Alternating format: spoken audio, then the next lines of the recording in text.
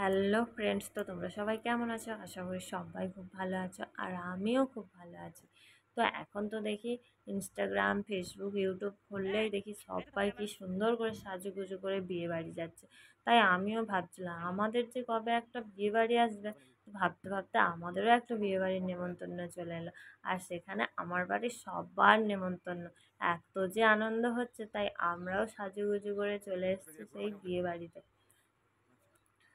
তো দেখো, সুন্দর করে সাজুগুজু করে চলে এসেছি বিয়ে বাড়ি।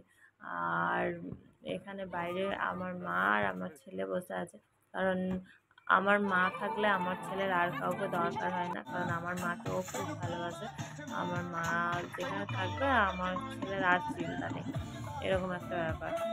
তো এদিকে আমার বোনও চলে এসছে। ভেতরে এত গরম লাগছিল, তাই বাইরে আমরা বসে আছি।